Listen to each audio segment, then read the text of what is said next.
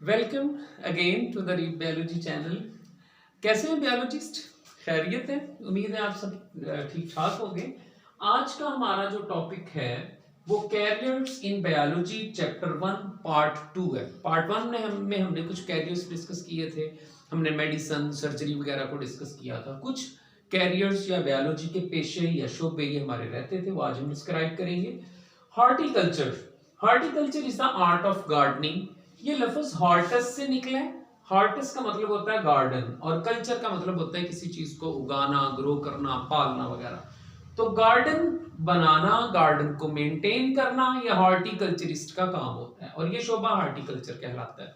Okay जी। इसमें गार्डनिस्ट क्या करता है या हॉर्टिकल्चरिस्ट क्या करता है? तो हॉर्टिकल्चर का जो एक्सपर्ट है वो एग्जिस्टिंग वैरायटीज पे भी काम करता है, जो मौजूदा वैरायटीज हैं किसी पौधे की, और न्यू वैरायटीज पे भी काम करता है। अच्छा, अब इसमें कौन कौन से प्लांट स्टडी किए जाते हैं?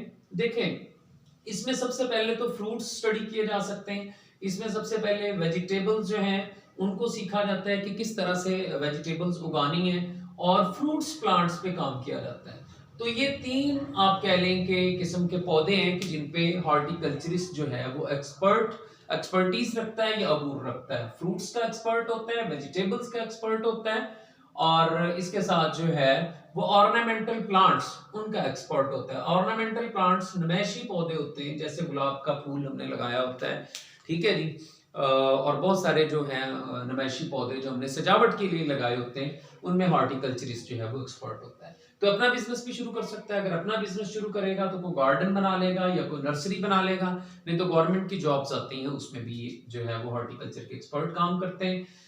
नेक्स्ट है जी फार्मिंग। फार्मिंग में जो एक्सपर्ट्स हैं वो डिवेल्प करते हैं और मेंटेन करते हैं फार्म्स को।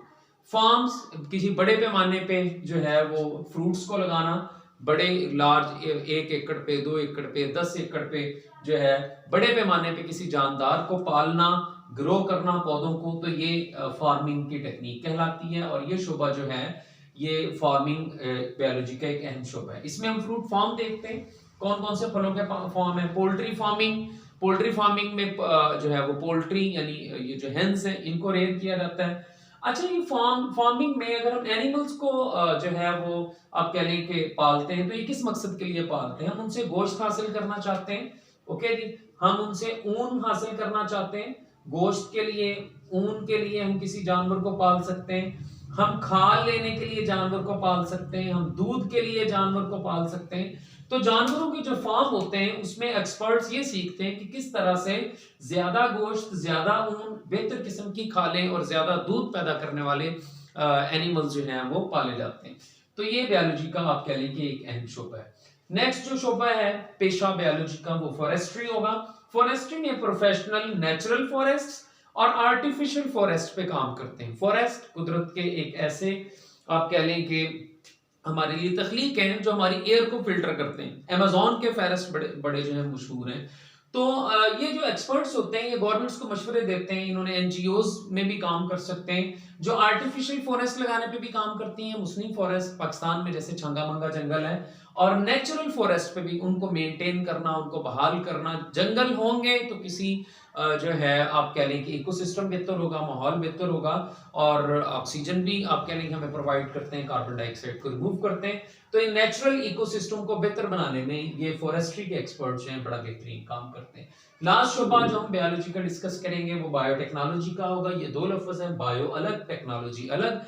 बायोलॉजी का इस्तेमाल, जानदारों का इस्तेमाल न्यू टेक्निक्स में, टेक्नोलॉजी में हम इसमें जानदारों के सेल्स को इस्तेमाल करते हैं, बॉडीज को इस्तेमाल करते हैं, प्रोसेस को इस्तेमाल करते हैं, ठीक है। Production of useful products by micro organism. Micro organism के जरिए हम यूजफुल प्रोडक्ट्स को बनाएं। मिसाल के तौर पे हमने बैक्टीरिया से इंसुलिन बनवाई। क्या बनवाई जी? इंसुलिन। अब बैक्टीरिया से इंसुलिन हमने बनाई, और ये टेक्निक क्या कहलाती है? बायोटेक्नोलॉजी। हमने लिविंग ऑर्गेनिज्म का इस्तेमाल किया अपने मकसद के लिए। तो ये थे कैरियर्स इन बायोलॉजी। कुछ पार्ट 1 में हमने डिस्कस किए, कुछ पार्ट 2 में। तो आज हमने हॉर्टिकल्चर, फार्मिंग, फॉरेस्ट्री और बायोटेक्नोलॉजी को कवर अप किया। ये सारे के सारे कोर्सेज आप हायर सेकेंडरी एजुकेशन यानी एफएससी मेडिकल के बाद किसी यूनिवर्सिटी में जाके इनको कर सकते हैं और ये कोर्स करने के बाद आप इसमें एक्सपर्ट हो जाएंगे और फील्ड में अपना बिजनेस भी शुरू कर सकते हैं। जैसे हॉर्टिकल्चर में आप अपनी नर्सरी बना सकते हैं, फार्मिंग में आप अपना फार्म बना सकते हैं, या फिर गवर्नमेंट की डिफरेंट जो जॉब्स आती हैं आप उसमें भी काम कर सकते हैं। Thanks for watching. अगर कोई इम्प्रूवमेंट के लिए आपको मशवरा देना चाहते हो तो कमेंट्स आपने लाजमी करना है। तो थैंक्स फॉर वॉचिंग। अल्लाह हाफिज़।